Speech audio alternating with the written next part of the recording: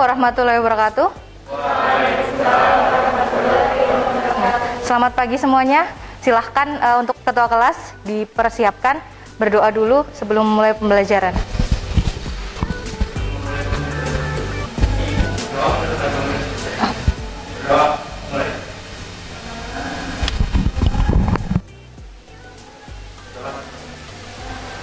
Oke, terima kasih.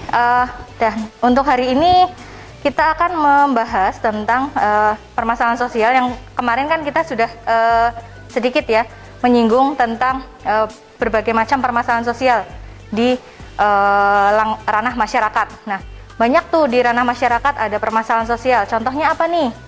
Ada disorganisasi sosial. Kemudian ice breaking sedikit lah. Ice breakingnya nanti kalian menghitung 1 sampai 11 dan nanti kelipatan 3 kalian ganti dengan kata ting. Paham ya? Jadi 1, 2, ting, 4, 5, ting. Paham ya? Dan seterusnya sampai 11 nanti. Oke, mulai dari sana. 1, 2, 3, 4, 5, ting. Kita lanjut saja ke materi berikutnya, yaitu tentang ketidakadilan sebagai sebuah permasalahan sosial atau ketidakadilan sebagai masalah sosial. Nah, dari bentuk ketidakadilan ini, kalian pernah dengar kata-kata ketidakadilan? Di mana? Di pelajaran doang kayak gitu ya. Terus selain di pelajaran ada apa lagi? Di media sosial. Nah, pertama gambar apa ini? Ya, kesenjangannya dari mana?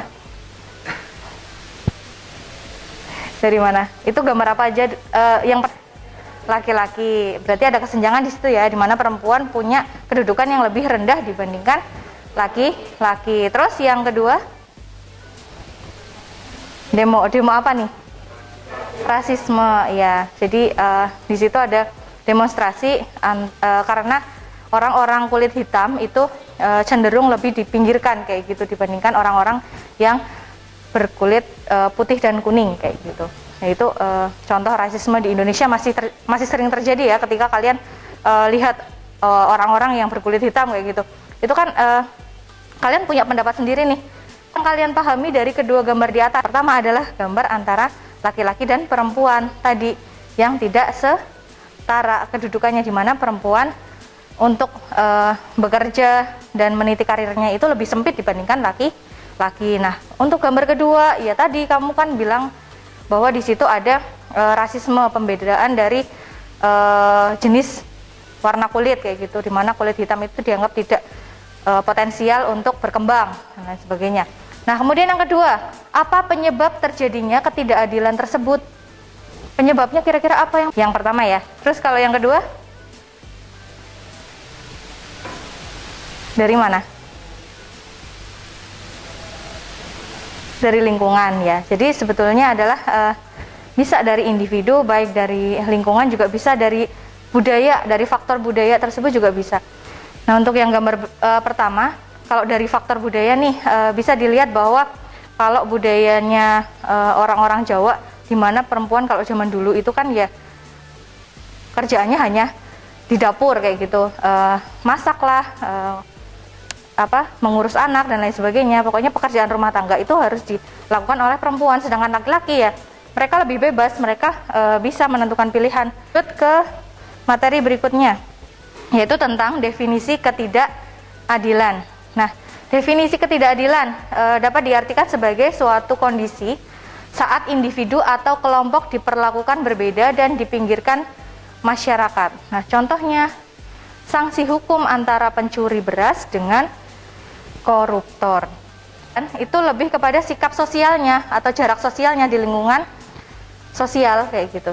Di lingkungan sosial, bagaimana sih sikap kita terhadap individu tersebut atau sikap kita terhadap orang tersebut. Itu untuk penguatan pemahaman tentang ketidakadilan, nanti kalian bisa cek video ini. Gender masih terjadi di dunia kerja. Manajer perekrutan tidak yakin para perempuan yang sempat berhenti dan ingin kembali bekerja memiliki kualitas memadai dengan perkembangan zaman. Sebuah video tadi, kalian melihat di situ ada apa? Perbedaan? Apa tadi, Liv? Iya, ketidaksetaraan antara wanita dan laki-laki kayak gitu. Terus apalagi di situ? Dari sistem pekerjaannya nih bagaimana? Yang perempuan tadi paham. Terlanjut ke jenis-jenis ketidakadilan. Nah, ini silahkan ada beberapa jenis ketidakadilan. Yang pertama adalah stereotip. Stereotip itu lebih kepada prasangka ya, atau pelabelan negatif atau positif. Terus yang kedua tentang marginalisasi. Jenis yang kedua, marginalisasi itu adalah apa? Proses peminggiran seseorang atau kelompok. Yang ketiga tentang subordinasi, yaitu sikap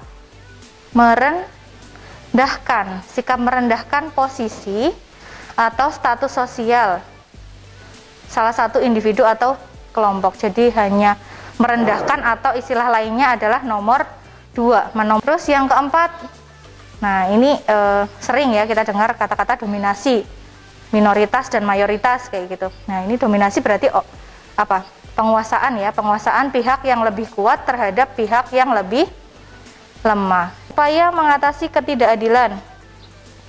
Yang pertama, mengakhiri diskriminasi.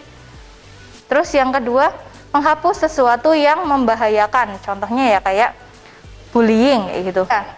Menghapus kekerasan baik itu di media sosial maupun di lingkungan nyata. Nah, yang terakhir adalah menyadari dan menghargai pelayanan dan pekerjaan. Jadi semua pelayanan, semua pekerjaan itu kalian harus sadari bahwa itu semuanya berkaitan. Di sini kita mulai ke penugasan kelompok ya. Jadi yang pertama adalah nanti saya berikan setiap kelompok. Jadi nanti dibagi menjadi kelompok sekitar 3 orang atau 4 orang, silahkan. Nanti kalian saya buat rencana investigasi. Investigasi itu berupa kasus ya, kasus tentang permasalahan ketidakadilan. Jadi nanti ada beberapa kasus, saya sajikan 4 kasus. Kalian cek dulu. Jadi kelompok 1 nanti menuliskan di kasus 1, kemudian kelompok 2 kasus 2, kelompok 3 kasus 3, dan kelompok 4 kasus 4. Oke, saya bagikan dulu aja ya. Kalau sudah, silahkan maju ke depan. Berarti siapa yang mau maju ke depan nih? Sebelum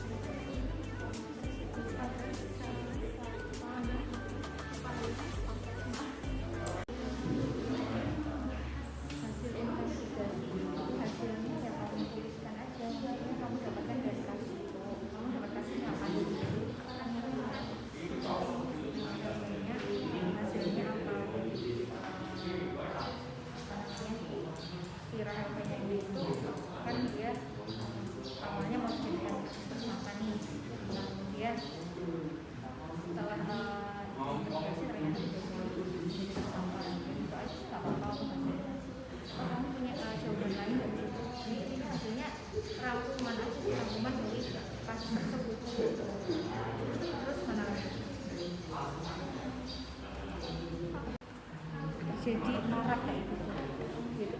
Di situ ada sih. Tinggal kamu tahu. Ya, 5 menit lagi ya. Waduh, udah menggarap ini. Assalamualaikum warahmatullahi wabarakatuh. Kami dari kelompok 2 akan mempresentasikan hasil pengambilan kami yang berangkat sudut investigasi. Macam pemeriksaan serta kasus karantina antara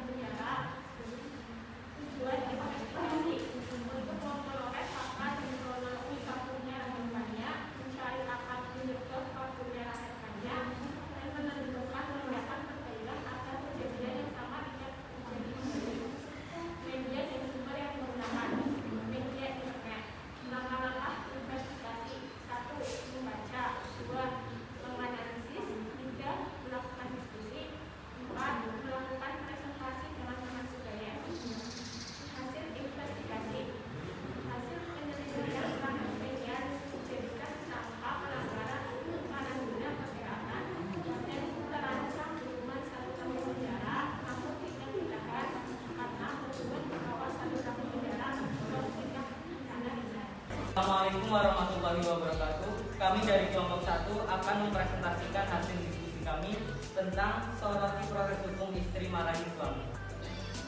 Hasil investigasi kami, menurut kami, hakim masih kurang tegas dalam memutuskan perkara, masih adanya campur tangan di dalam memutuskan perkara, penyidik dan jaksa menurut kami tak jeli dalam menerapkan hukum kepada Valencia yang dengan tuntutan hukum 1 tahun penjara tersebut tidak sebanding dengan koruptor yang dihukum 1 tahun penjara atau bahkan lolos. Dari kami, apabila ada yang ingin menanggapi atau bertanya, dipersilakan. Seorang ibu yang memarahi suaminya yang mengemukakan bisa sampai dihukum 1 tahun penjara. Istri bisa juga divonis 1 tahun karena sang suami menuntut balik pada sang istri dengan tuntutan kekerasan dalam rumah tangga. Selain itu, sang suami ternyata dibantu oknum-oknum atau pihak yang tidak bertanggung jawab untuk menyelesaikan masalah tersebut. Dan kasus ini bisa diselesaikan dengan membayar sejumlah uang kepada sang suami agar si istri bisa bebas. Tentang kasus tadi, jadi ada beberapa masalah kasus tentang pernikahan usia dini, ada juga permasalahan kasus istri memarahi suami, ada lagi yang tentang Rahel V-nya ya, dimana Rahel V-nya itu yang awalnya kena COVID, kemudian dikarantina tapi akhirnya dia kabur kayak gitu dengan. Dan untuk selanjutnya Ibu akan berikan penugasan individu, di mana nanti penugasan individu pertanyaannya seputar tentang ketidakadilan ini seperti ini, tapi nanti saya share di Microsoft Form ya. Saya share nanti entah di grup ada, di Microsoft Teams juga ada nanti. Oke, sampai sini kita bahas tentang kesimpulan. Kesimpulan dari materi tadi tentang ketidakadilan apa saja? Yang pertama, tadi kita membahas tentang kesetaraan gender atau ketidaksetaraan gender tadi. Terus ada lagi adanya kesenjangan sosial. Terus apa lagi? Diskriminasi ya.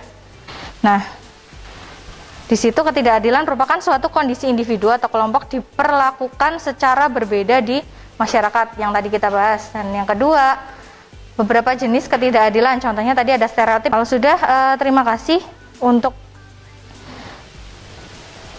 materi hari ini. Kalian sudah bisa menyimpulkan sendiri ya. Nanti tetap saya tunggu untuk tugasnya untuk minggu depan. Kalian bisa share kayak gitu langsung ke Microsoft Form. Kemudian untuk penilaiannya nanti saya masukkan ke dalam penilaian penugasan ya. Oke, kalau sudah kalian bisa pulang, tapi sebelum pulang silahkan berdoa dulu menurut keyakinan masing-masing. Ketua kelas silahkan disiapkan.